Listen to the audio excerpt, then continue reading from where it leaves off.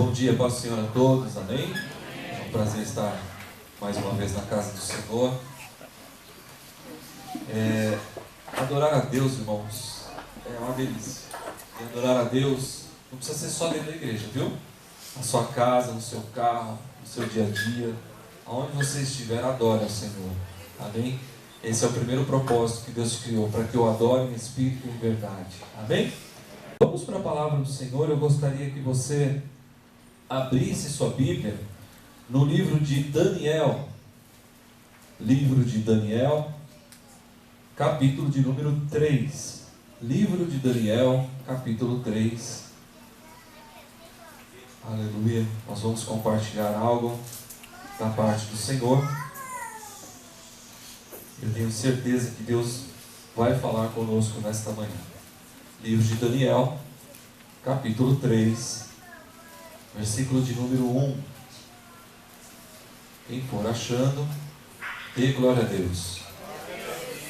Enquanto isso, eu queria chamar o Verinaldo aqui. Vem cá, Verinaldo. Aline. Dá para chegar? Tá?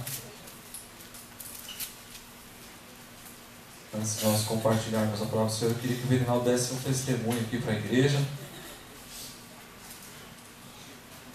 Isso, dá uma ajuda aí. Dá para subir aí, Verinaldo? Pegar no colo, Davi disse que não pegar você no colo. Amém?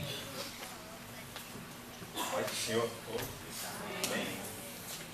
Eu queria honrar e glorificar o Senhor, porque eu levei um tiro na perna, Deus me salvou, né? Me deu uma vida nova. E no dia que eu estava lá, o pastor Davi chegou, tinha um rapaz que estava entre a vida e a morte. Ele estava com um dreno no pulmão, furou o pulmão dele e ele estava desesperado, porque ele tinha que fazer a terceira cirurgia. E aí o pastor Davi foi lá e orou para ele. E Deus tirou ele de lá. E ele está na casa dele, recuperado. Ele não vai precisar mais fazer operação. E assim, Deus é maravilhoso, porque eu entrei naquele lugar, Deus preparou tudo. E eu creio que Deus é na nossa vida. Deus faz milagre, porque era para mim estar morto. Porque o tiro pegou perto da veia, furou o fêmur. E eu estou aqui para honrar e glorificar o Senhor. Amém. Eu tenho a certeza que Deus está na vida de todos nós. Amém. E a sua esposa, né? Quer falar um pouquinho, Paz? Paz, igreja. O que eu tenho para dizer é assim, que Deus ele sabe de todas as coisas, né? A gente pagou o convênio a vida inteira e há 3 meses atrás a gente cortou o convênio, porque a situação apertou, a gente acabou cortando. E aconteceu essa fatalidade dele levar esse tiro na perna e a gente teve que correr para o pronto-socorro. E não tem médico, não tem isso, não tem aquilo, mas Deus preparou todas as coisas. Ele não tinha quarto para ele ficar, ele ficou no corredor. Mas assim, Deus preparou os melhores médicos de Einstein, Sírio-Libanês, São Luís. Ele foi muito bem cuidado, muito bem tratado, toda a equipe, todo mundo gostou muito dele lá. E Deus usou a nossa vida lá dentro, pela misericórdia dele, para falar para outras pessoas lá que estavam sedentas de ouvir a palavra de Deus. Porque as pessoas, quando elas ficam nesse ambiente, elas ficam muito triste, sabe? Cada um com um problema, problema de todos os tipos. Problemas graves dentro da emergência. E Deus usou a nossa vida para estar falando um pouquinho da palavra dele, para estar dizendo para cada irmão ali, olha, Jesus te ama, Deus tem Deus tem algo na tua vida. Possa ser que hoje você não entenda, mas lá na frente você vai entender. E assim, nós ficamos por 5 dias lá e fizemos grandes amizades, eu creio. E Deus usou também a nossa vida para falar ali ao coração de gente que estava precisando. E o que eu tenho para dizer para a igreja é o seguinte, toda luta, toda prova que a gente passa, a gente pode não entender na hora, mas lá na frente Deus tem um propósito com isso. E agora nós temos um projeto no nosso coração, nós estamos orando a Deus, para ver se Deus confirma. A gente está fazendo um trabalho dentro dos hospitais, levando a palavra de Deus. e abrindo nossa boca, porque a gente não foi chamado para ficar sentado aí na cadeira. A gente foi chamado para abrir nossa boca e espalhar o Evangelho, espalhar o amor de Deus e falar o que Deus faz na nossa vida. Por mínimo que seja, é um milagre. Não existe milagre pequeno, milagre grande. Milagre é sempre milagre. Amém?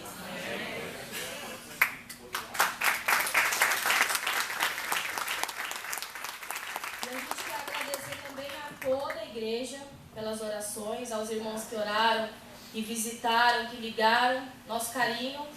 Aqui é a nossa segunda família e a gente ama todos vocês. O docinho da irmã Roberta que foi uma bênção, ele não está falando.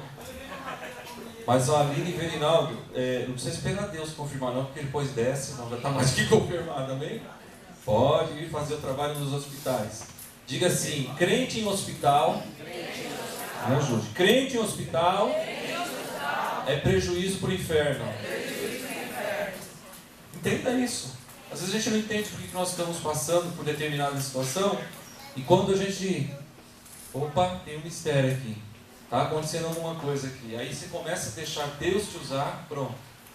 Aí já começa a pipocar milagre para todos os lados. Eu conheci o rapaz que estava lá onde eles estavam, não tinha vaga mesmo nos quartos. O Verinaldo estava em uma maca, encostado na parede, uma cama, né, improvisado. E na frente estava esse rapaz, que estava com o pulmão estourado. E eu vi o rapaz lá. E estava tudo certo para fazer cirurgia. Pela terceira vez, né? E Deus interveio e fez um grande milagre na vida daquele rapaz, para a glória e honra do Senhor Jesus. Amém? Então é isso. Vá fazer visita no hospital, irmãos. Pode ir. Amém? Vai lá, pode visitar. Vale a pena você falar do amor de Deus. Vale a pena você falar do que Deus faz. E às vezes as pessoas estão lá dentro e não estão entendendo o que está acontecendo. E você, com a voz de Deus naquele lugar, você pode trazer a mensagem e também aquelas vidas ou voltarem para Jesus, que muitos são afastados, ou conhecer esse Jesus que nós conhecemos. Não aquele de ouvir falar, mas de andar com Ele. Amém? Então, faça mesmo esses tipos de trabalho de evangelismo que vale a pena.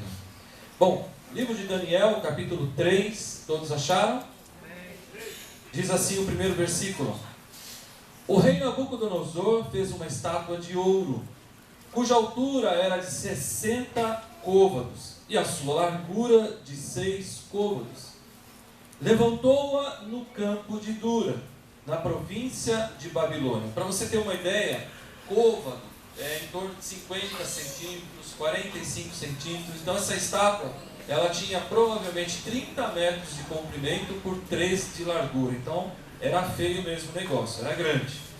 Versículo 2: E o rei Nabucodonosor mandou ajuntar os sátrapas, os prefeitos, os presidentes, os juízes, os tesoureiros, os conselheiros, os oficiais e todos os governadores das províncias, para que viessem à consagração da estátua do rei Nabucodonosor tinha levantado. Que o rei Nabucodonosor tinha levantado. Versículo 3. Pula, do 3 vamos para o 4. E o arauto apregoava em alta voz: Ordena-se a vós, ó povos, nações e gente de todas as línguas, quando ouvires o som da buzina, do pífaro, da harpa, da sambuca, do saltério, da gaita de foles e de toda sorte de música, vós vos prostrareis e adorareis a imagem de ouro que o rei Nabucodonosor tem levantado. E qualquer que se não prostrar e não adorar esta mesma hora, será lançado dentro do forno de fogo ardente. Versículo 12. Aos homens judeus que tu constituíste sobre os negócios da província de Babilônia, Sadraque, Mesaque e Abidnego, esses homens, ó rei, não fizeram caso de ti e de teus deuses, não servem, nem a estátua de ouro que levantastes adoraram. Então Nabucodonosor, com ira e furor, mandou chamar Sadraque, Mesaque e Abidnego e trouxeram a esses homens perante o rei. Falou Nabucodonosor e lhes disse: É de propósito, ó Sadraque, Mesaque e Abidnego, que vós não servis aos meus deuses, nem adorais a estátua de ouro que levantei? Versículo 16. Responderam Sadraque, Mesaque e Abidnego e disseram ao rei Nabucodonosor: não necessitamos de te responder sobre este negócio. Eis que o nosso Deus, a quem nós servimos, é quem nos pode livrar. Ele nos livrará do forno de fogo ardente e da tua mão, ó rei. E se não fica sabendo, ó rei, que não serviremos a teus deuses, nem adoraremos a estátua de ouro que levantaste. Então Nabucodonosor se encheu de furor e se mudou o aspecto do seu semblante contra Sadraque, Mesaque e Abidnego. Falou e ordenou que o forno se aquecesse 7 vezes mais do que costumava aquecer. E ordenou aos homens mais fortes que estavam no seu exército que atassem a Sadraque, Mesaque e Abidnego para os lançarem no forno de fogo ardente. Então aqueles homens foram atados com as suas capas e os seus calções e os seus chapéus e as suas vestes e foram lançados dentro do forno de fogo ardente. E porque a palavra do rei apertava e o forno estava sobremaneira quente, a chama do fogo matou aqueles homens que levantaram a Sadraque, Mesaque e Abidnego. E estes 3 homens, Sadraque, Mesaque e Abidnego, caíram atados dentro do forno de fogo ardente. Então o rei Nabucodonosor se espantou e se levantou depressa e falou e disse aos seus capitães: não lançamos nós 3 homens atados dentro do fogo? Responderam e disseram ao rei: é verdade, ó rei. Respondeu e disse: eu, porém, vejo 4 homens soltos, que andam passeando dentro do fogo, e nada há de lesão neles. E o aspecto do quarto era semelhante ao filho dos deuses. Então se achou Nabucodonosor à porta do forno de fogo ardente, falou e disse: Sadraque, Mesaque e Abidnego, servo do Deus Altíssimo, sai e vinde. Então Sadraque, Mesaque e Abidnego saíram do meio do fogo, e ajuntaram-se os sátrapas, e os prefeitos, e os presidentes, e os capitães do rei, contemplando estes homens, e viram que o fogo não tinha tido poder algum sobre os seus corpos, nenhum só cabelo de sua cabeça se tinha queimado, nem as suas capas se mudaram, nem o cheiro do fogo tinha passado sobre eles. Falou Nabucodonosor e disse: bendito seja o Deus de Sadraque, Mesaque e Abidnego, que enviou o seu anjo e livrou os seus servos, que confiaram nele, pois não quiseram cumprir a palavra do rei, preferindo entregar os seus corpos, para que não servissem nem adorassem algum outro Deus senão o seu Deus. Por mim, pois é feito um decreto, pelo qual todo povo, nação e língua, que disser blasfêmia contra o Deus de Sadraque, Mesaque e Abidnego, seja despedaçado, e as suas casas sejam feitas um monturo, porquanto não há outro Deus que possa livrar como este. Então o rei fez prosperar a Sadraque, Mesaque e Abidnego na província de Babilônia. Amém? Curva sua cabeça um instante, vamos orar. Senhor, meu Deus e meu Pai, continuamos em Tua presença. Ó Deus, fala conosco, fala ao nosso coração, o Teu propósito, o Teu anseio, Senhor, sobre as nossas vidas. Não aquilo que queremos ouvir, mas aquilo que o Senhor tem para nós, aquilo que necessitamos de ouvir nesta manhã. Portanto, Satanás, eu te repreendo, toda ingerência, fúria, seta, todo espírito de distração, caia por terra agora em nome do Senhor Jesus, em nome de Jesus. Amém? Amém. Glória a Deus. Como eu estava dizendo no início da leitura, essa estátua que Nabucodonosor pede para que fosse construída, 30 metros de altura por 3 de largura, era uma imagem que era vista já a uma certa distância. E Nabucodonosor era o rei de Babilônia. Babilônia toma o povo cativo, né? Quando você ouve falar sobre o exílio babilônico, é que a Babilônia domina Israel, domina o povo de Deus, permissão de Deus, claro, e no meio desse domínio, era costume das nações que ganhavam as guerras, tomar posse dos despojos e tomar posse também, tomar cativo as pessoas. E dentre as pessoas, eles tentavam localizar quem tinha aptidões. Sadraque, Mesaque e Abidnego, que os seus nomes Ananias, Misael e Azarias, seus nomes de origem, porém trocam o nome porque estão lá cativos na Babilônia. Daniel também era cativo na Babilônia. Então, o que eles faziam? Eles pegavam as pessoas que tinham talentos, traziam para o reino, passavam um período aprendendo a cultura, os costumes babilônicos, no caso da Babilônia, no caso de Nabucodonosor, e com esses costumes, eles começavam a falar a língua e também aquilo que eles tinham de conhecimento, eles passavam a ser usados a favor do reino. Por exemplo, o Renan é advogado, o Alexandre também é advogado. Deus o livre guarde, sangue de Jesus tem poder, mas se nós estivéssemos cativos de alguma outra nação, a primeira coisa que essa outra nação faria é pegar os dois por eles terem uma profissão e podem ser úteis para o reino. E eles colocam, no caso colocaria Renan e também o Alexandre para trabalhar para o reino que está sob o comando.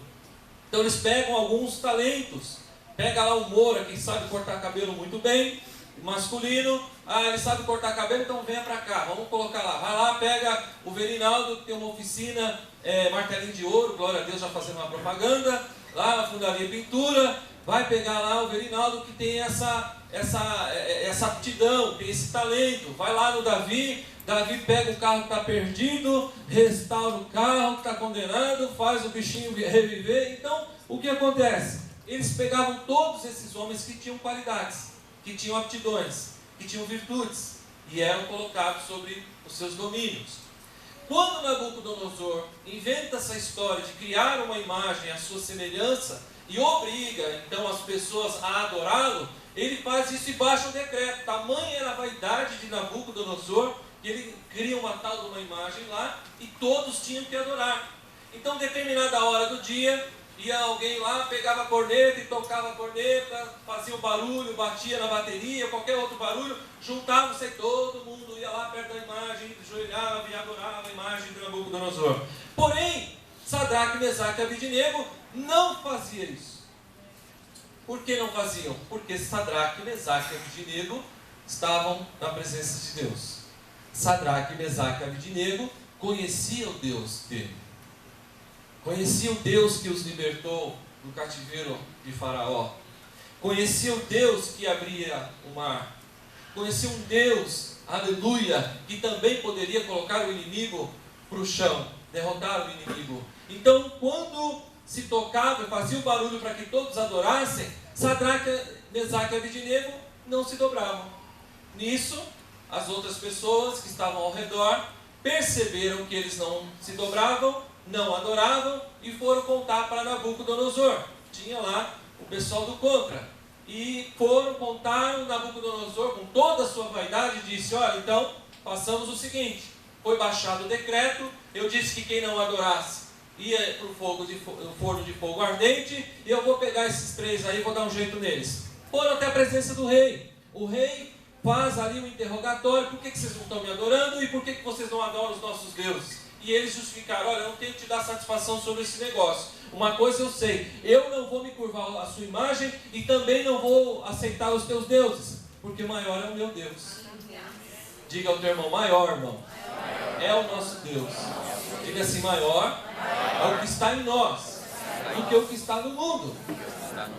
Mais ou menos isso que ele declarou. Olha, Nabucodonosor, o senhor é o rei, nós estamos aqui, somos escravos, estamos cativos, mas não é por isso que a gente vai ficar se dobrando a você não, e nem por isso vou ficar adorando o teu Deus, os teus deuses. Ah, é? Então é assim? Então, peraí, chamou alguns soldados, amarraram Sadraque, Mesaque e Abidnego. Diz a palavra do Senhor que nesse forno de fogo ardente foi aquecido 7 vezes mais, colocaram muita madeira e começaram a esquentar. Quando esses soldados que ele escolheu para jogar Sadraque, Mesaque e Abidnego no fogo, diz que quando eles se aproximaram e jogaram, morreram queimados. Por quê? Estava muito quente. Morreram queimados. Muito quente. E o rei, bonitão, sentou e ficou observando para ver se ia virar churrasco. E não viraram churrasco. E ele se espanta, e diz que se espanta sobre maneira. E ele se levanta do trono e começa a olhar e fala: meu Deus, né? O que está acontecendo? O meu Deus é o Deus dele, né? O que está acontecendo? Nós não lançamos 3? Sim, mas eu vejo um 4, eu vejo um quarto. E este que está andando tem a semelhança deuses. Eu creio que era Jesus, amém? Era do Senhor. E diz a palavra do Senhor que ele se espanta, porque os 4 estavam passeando no meio do fogo, andando, talvez ali conversando, talvez Sadraque, Mesaque e Abednego glorificando ao Senhor por tudo aquilo que ele estava fazendo. E o rei então ele chama os 3 para saírem, e eles saem daquele lugar. Diz a palavra do Senhor que nem um fio de cabelo foi queimado, não tinha cheiro de fogo, não tinha cheiro de fumaça. Quem já fez churrasco aqui? Do churrasco. Porque o cheiro, aquele cheiro do carvão, né, aquela fumaça misturada. Eita, Jesus está dando água na boca. Aleluia. Você põe a carne com a gordura, irmão, assim, para queimar, aquela gordura derrete, ela cai na brasa e sobe aquela fumaça. Oh, Jesus, né? Aleluia, irmão. Fala aleluia, irmão. Aleluia. Vou parar por aqui, né? Irmão, já está dando vontade, mas vamos lá. Mas, quando você está fazendo um churrasco, aquilo impregna na roupa, no cabelo, no corpo, você sai com cheiro de churrasco. Agora você imagina nessa situação, Ricardo, 7 vezes mais aquecido. Diz a palavra do Senhor que não tinha cheiro de nada. Do jeito que eles entraram, eles saíram. Isso causa espanto ao rei Nabucodonosor. E ele cai na real. Opa, homem sábio, ele era o rei. Vou parar com esse negócio de outros deuses, eu vou começar a adorar esse Deus aí. Que Deus é esse que salva alguém do fogo? Que Deus é esse que nada, nem um fio de cabelo é tocado?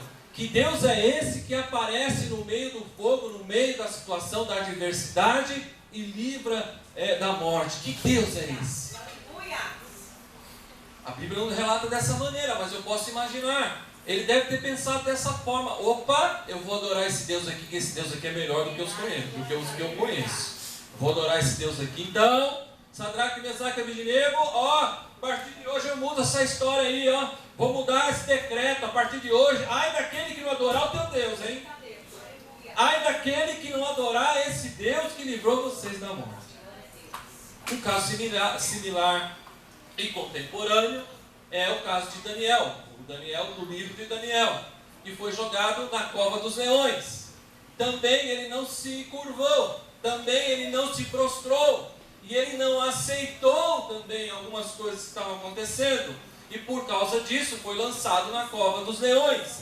E lá era privilégio, era gostoso de ver alguém ser comido no meio da cova. Era uma atração. E quando jogava assim, todo mundo ficava assistindo, e aquela torcida para ver quanto tempo ia demorar para aquela pessoa morrer. E quando jogam Daniel e lacram a porta, eles deixam para o dia seguinte para ver se estava lá, porque era o decreto. Quando chega no dia seguinte, estava lá Daniel no meio dos leões e nada havia acontecido. Por quê? Porque o Deus de Daniel também estava com Daniel na cova. E a Bíblia diz que nesta cova de leões, as pessoas que levantaram falso testemunho contra a vida de Daniel foram jogadas dentro da cova. As pessoas e os seus familiares, que não chegaram nem a bater no chão, os leões já tinham devorado todos eles. Esse é o nosso Deus, é um Deus de glória, é um Deus de vitória, é um Deus poderoso, é um Deus que pode, é um Deus que faz, é um Deus que livra da morte, é um Deus que cura aquele que está condenado. Esse é o nosso Deus. É um Deus que está conosco todos os dias. E essa palavra, o que ela tem a ver conosco? Sadraque, Mesaque e Abednego.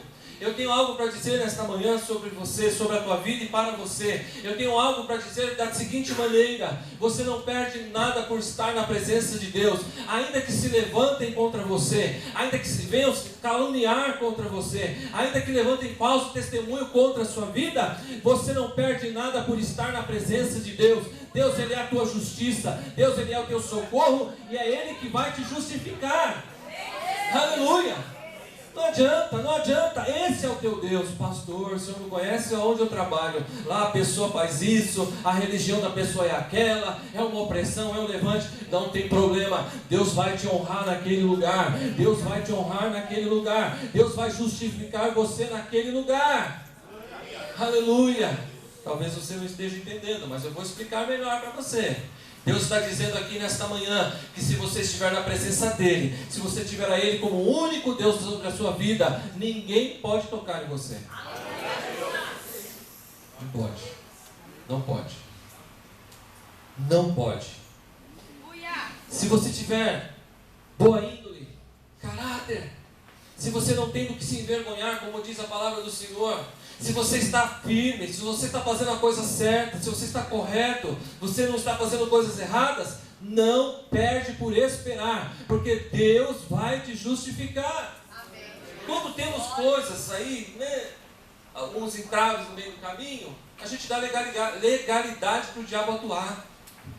Quando nós estamos em falta com o Senhor, nós damos legalidade para que o inimigo venha atuar contra a nossa vida. Pastor, o que é essa legalidade? Por exemplo, eu tenho problema aí, alguns pensamentos, internet, alguma coisa que não agrada a Deus. Isso é legalidade, isso é brecha, isso é dar oportunidade para que o inimigo venha sobre a tua vida. Por que Sadraque, Mesaque e Abednego foi visitado lá no fogo?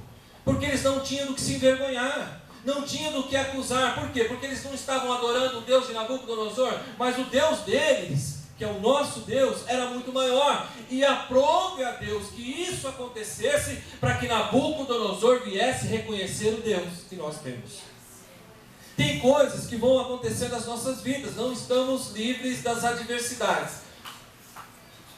Trazendo o exemplo do Verinaldo, sofreu um assalto, uma tentativa de assalto.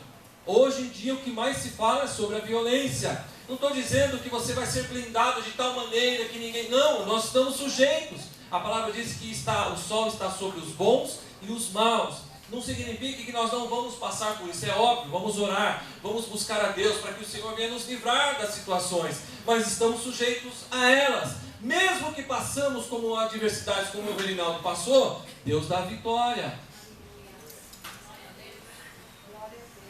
Hoje está aqui dando testemunho. E esse testemunho vai no meio da família. E esse testemunho vai lá no meio dos funcionários. Esse testemunho está aqui no meio da igreja. Isso edifica a vida do outro. Isso edifica a fé da outra pessoa. E isso traz também o reconhecimento de quem é o nosso Deus. Quem já ouviu do parente falar: você vai lá buscar o teu Deus? Por que Deus não mudou a tua história ainda? Por que Deus não fez nada? Quem já ouviu isso do parente? Diga assim: Senhor, eles não perdem por esperar. Porque o milagre vai ser grande. Vai ser grande. Quando acontecer, vão olhar para você, vai falar: não acredito. Aí você vai falar: pode acreditar, porque aquele Deus que você falou que não fazia nada, hoje fez. Entra aqui, vem participar da mesa que meu Deus preparou. Não de uma maneira de querer se mostrar, mas uma maneira que as pessoas venham reconhecer quem é o teu Deus. Por que tanto vai na igreja? Por que tanto domingo? Por que você tem que levantar cedo? Por que tem que estar lá todo domingo? Vai valer a pena, diga: vai valer a pena. Vale a pena estar na presença de Deus. Vale a pena, ainda que seja jogado numa fornalha, ainda que esteja no meio de leões. Vale a pena, porque nenhum mal te sucederá. Deus vai estar com você. Olha aqui, rei. O senhor é rei, reconheço a autoridade, mas, desculpa, meu Deus é o meu Deus. Vou dobrar outros deuses não. Olha aqui, fulano. Você é isso e aquilo. Você tem essa sua religião? Respeito, fica na tua religião, até ter um encontro real com Deus, com Cristo. Mas enquanto isso, da mesma maneira que eu te respeito, me respeite. É assim que funciona. Eu já vi alguns testemunhos de pessoas que vão trabalhar em empresas que o patrão, o empresário ou o chefe é de outra religião. E essas pessoas querem empurrar Jesus a goela abaixo. Não funciona assim. Sadraque, Mesaque e Abednego não ficou tentando empurrar Deus por goela abaixo. Teve que acontecer uma situação para que Nabucodonosor viesse reconhecer o Deus deles. Vai ter uma situação, eu não sei qual é, Deus está falando com algumas pessoas aqui nesta manhã, que que você vai ter a oportunidade de falar de quem é o teu Deus. E quando você falar, vai ter um milagre naquele lugar. Vai ter um sinal da parte de Deus. Não é por força e nem por violência. Assim também vai funcionar no meio da tua parentela. Não adianta você chegar lá, colocar um louvor lá no som da tua casa e colocar no último volume para irritar o teu parente. Porque isso não vai adiantar nada. Vai virar só concorrência e competição. E vai piorar ainda, que você vai criar uma situação. Calma. Vai ter um momento certo de você orar. Vai ter um momento certo de você determinar. Vai ter um momento certo que essa pessoa que tem se levantado contra você vai vir te pedir oração. Vai. E você vai orar. E vai abençoar. E você vai ver a obra de Deus se cumprir. Dê a oportunidade para Deus te usar. Seja instrumento nas mãos do Senhor. Deixa o Senhor te usar por onde você passar. Mas tenha sensibilidade do Espírito Santo de Deus, para que você não passe por bobo, por tolo. Quem está entendendo o que eu estou dizendo aqui? Tudo tem a hora certa. Quando eu entrava para trabalhar nas empresas, eu não saía dando carteirada, eu sou pastor, eu sou pastor, eu sou pastor, eu sou pastor. Não fazia isso. Porque infelizmente, vou dar um testemunho, mais um testemunho para você. Hoje, os evangélicos estão em baixa aí fora no mercado. Se você for fazer uma ficha, preencher uma ficha de emprego e colocar lá que você é evangélico, você corre o risco de perder a vaga. Porque o evangélico, muitas vezes, não quer trabalhar até a hora que o chefe manda. O evangélico, muitas vezes, ele troca o serviço para estar na igreja. Aí, pastor, é verdade. Eu vou te dar outra estratégia. A ordem é a seguinte: primeiro é Deus. Diga, primeiro Deus. Primeiro a minha adoração a Deus. Depois a família. E depois empresa, igreja. Entende isso? Empresa e igreja, ela tem que estar num nível. Mas você não pode perder o emprego. Porque senão você não traz sustento para a tua casa. Você vai conciliar com o teu trabalho. No dia da tua folga você vai estar na igreja. O domingo, se você não estiver trabalhando, você está na igreja. Você concilia. Mas não fica pedindo para o chefe: eu preciso sair por causa disso. Eu preciso... Porque é o que está acontecendo aí fora. Sem falar em algumas ovelhas negras que dão mau testemunho. E infelizmente isso está acontecendo. Graças a Deus aqui na igreja não tem pessoas assim, amém? Amém, irmãos? Glória a Deus. Seja um testemunho. O patrão chegou: olha, eu preciso que você fique um pouquinho mais tarde. Não tem problema. Até que hora o senhor precisa? Até tal hora, então vou ficar uma hora depois ainda. Eu preciso que você entre mais cedo amanhã. Tudo bem, faça, pode deixar, eu entro. Tem gente que não vai trabalhar no outro dia porque subiu no monte, irmãos. Eu tenho um testemunho de uma pessoa, por questão de ética, não vou falar, e ela também não está aqui. Fez jejum. Xarabadai, aleluia, jejum, consagrou, ficou lá tantos dias de jejum, foi trabalhar, passou mal, foi para o pronto-socorro, porque estava sem alimentar, trabalhava movimentando, chegou no pronto-socorro, fizeram lá, uma pessoa acompanhou da empresa, claro, para não deixar sozinha. Aí o médico perguntou: o que está acontecendo com você? Não, sabe o que é, doutor? Eu fiz jejum, já fazem 5 dias que eu estou de jejum. Não comeu, minha flor? Não, por isso você passou mal. A pessoa que acompanhou chegou lá no chefe e falou: é o seguinte, ela está assim porque ela fez jejum lá na igreja dela, passou mal e aí deu problema para a gente. Ou seja, qual é o testemunho disso? O que adiantou? Não estou dizendo para você parar de fazer jejum, mas faça com sabedoria.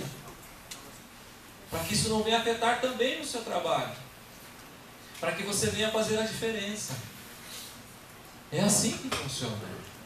Então hoje, infelizmente, eu digo isso infelizmente, a nossa classe de evangélicos, por causa de alguns, está bem baixa.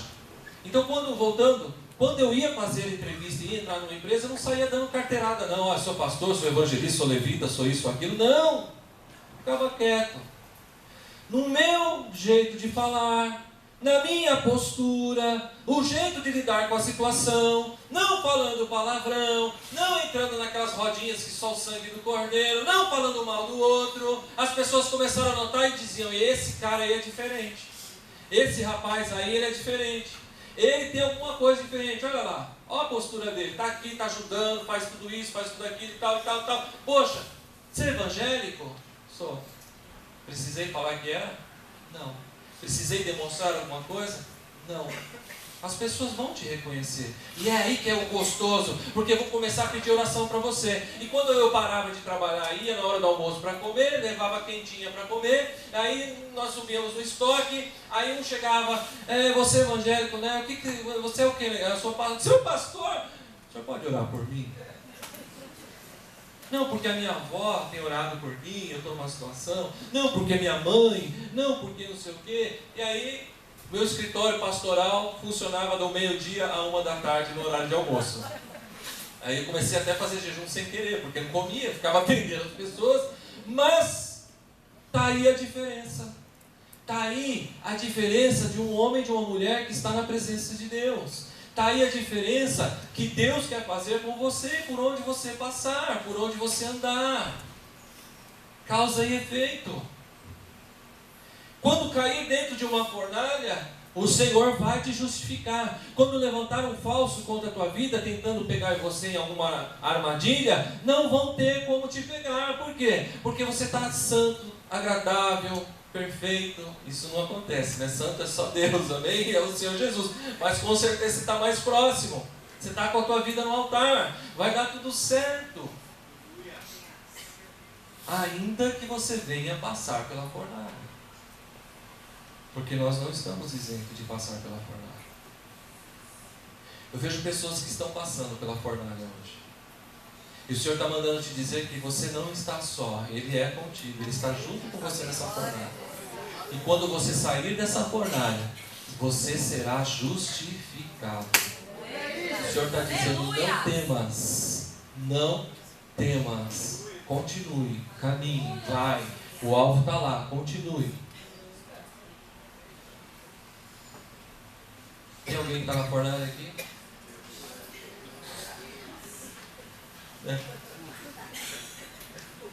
Está queimando, pastor. Não, fica tranquilo, vai dar certo. Pastor, eu não estou vendo saída. Fica tranquilo, tem alguém que está junto de você. Pastor, eu não estou percebendo. Calma, é o momento.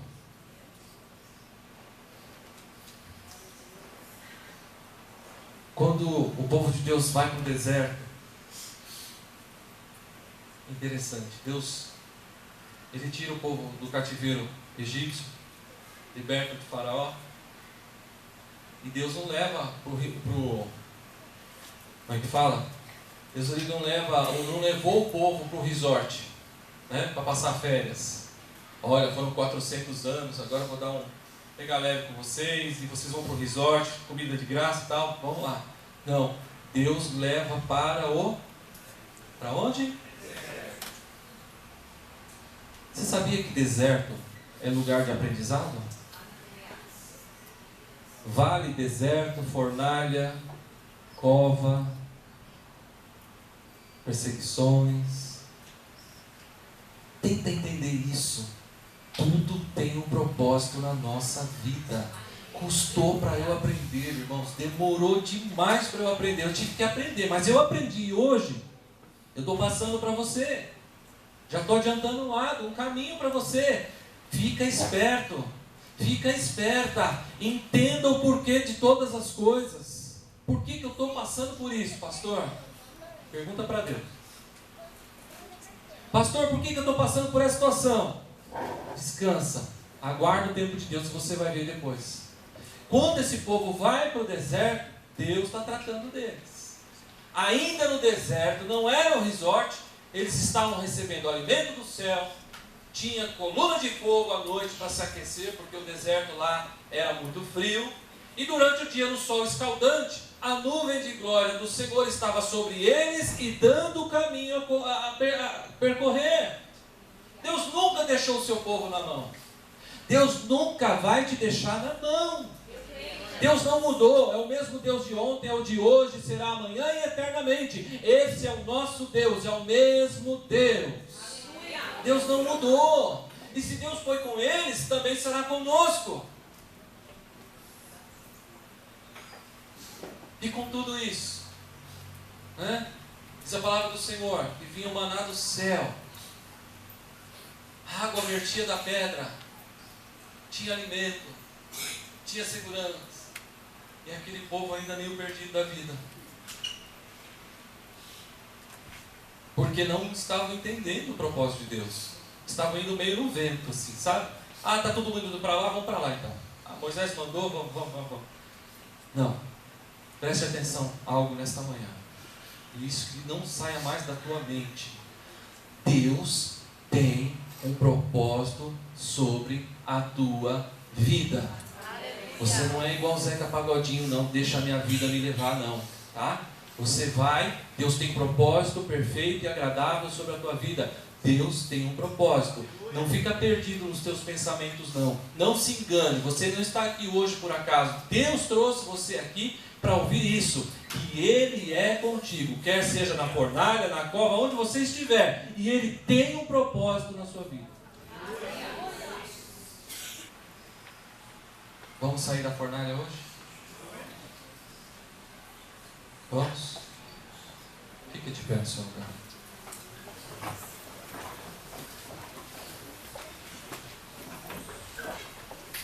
Feche os seus olhos.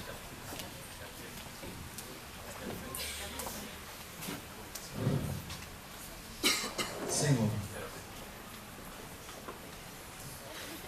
por que nós nos desesperamos muitas vezes? Porque olhamos para a situação e não olhamos para o Senhor. Faça como um dia o Senhor fez no servo de Eliseu. Abra os nossos olhos para que nós possamos enxergar, Senhor, a Tua mão poderosa. Traz a paz no meu coração, no nosso coração.